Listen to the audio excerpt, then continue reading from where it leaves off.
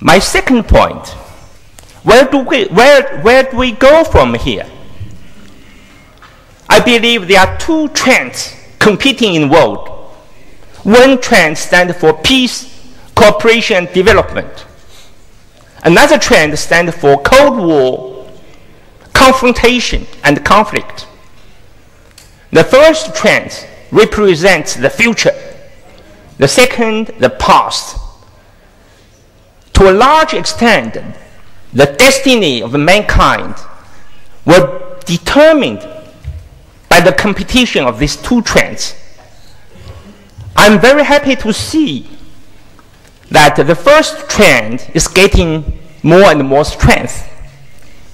Look at the past 10 years. Unilateralism has proven to be a failure.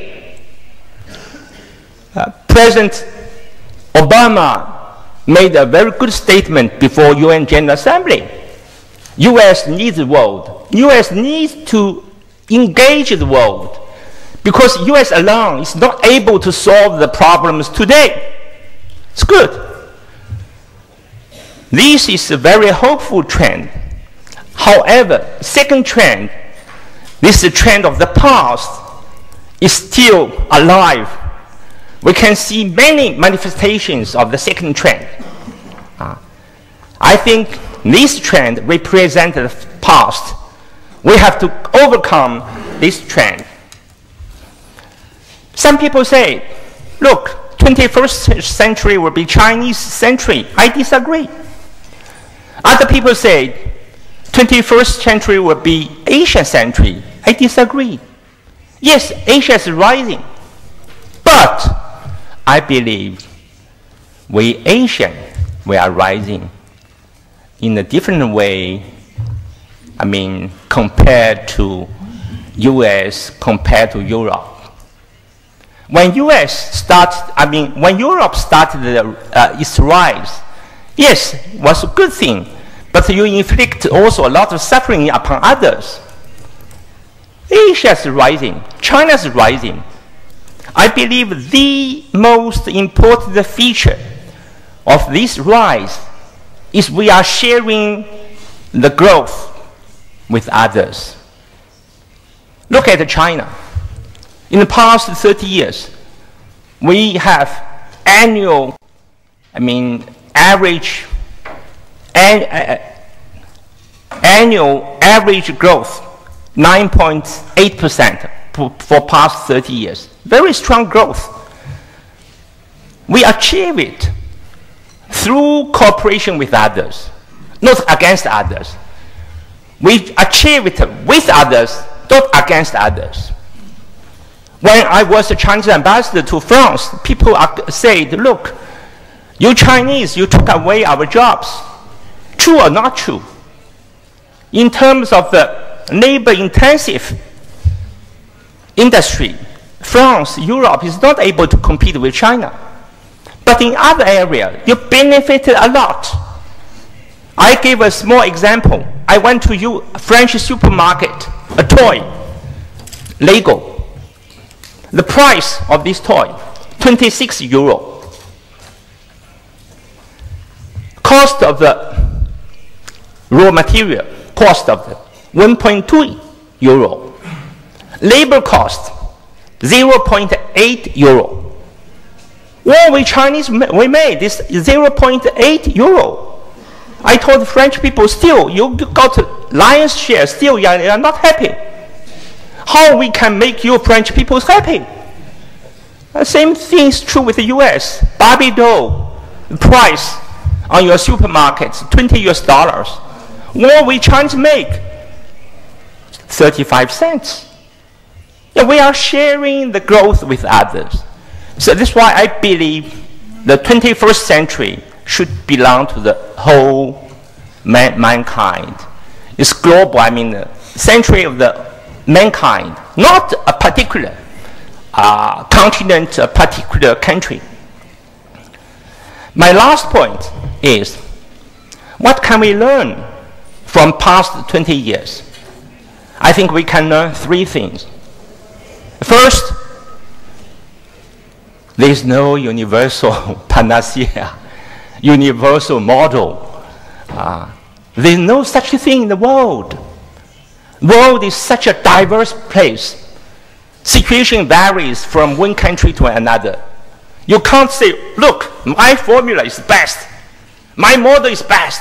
Everybody has to take it. There's no such thing in the world.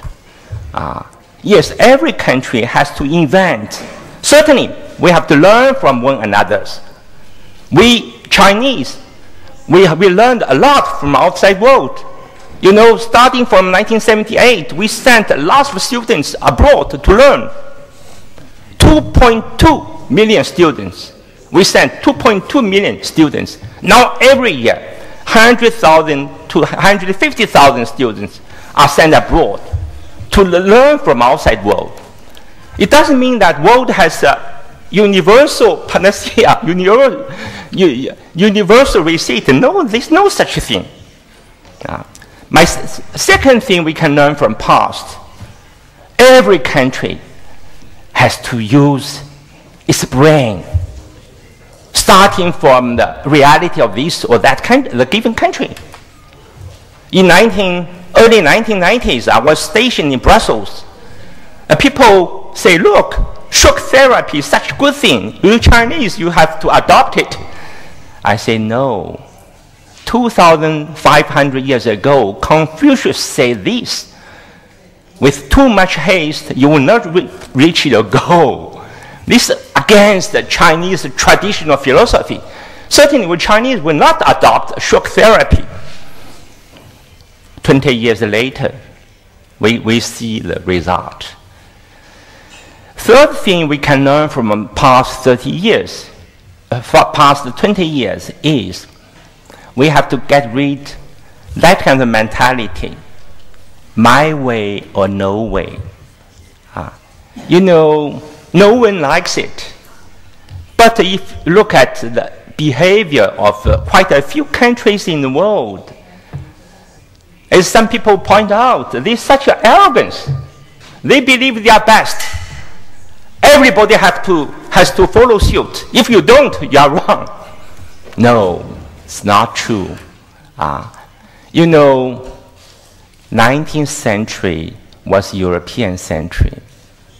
20th century was American century.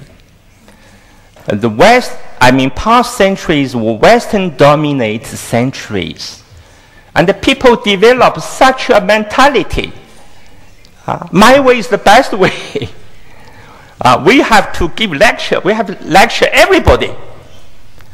With a new century, we see more players. We see India, we see China, we see, South Africa, we see Brazil, we see Mexico.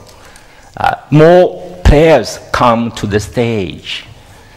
So I think we have to learn from one another. We have to get rid of such an arrogance. So this zero-sum game mentality is about to be over. We live in one world. We need each other. We have to help each other. So we believe in that way, tomorrow will be better.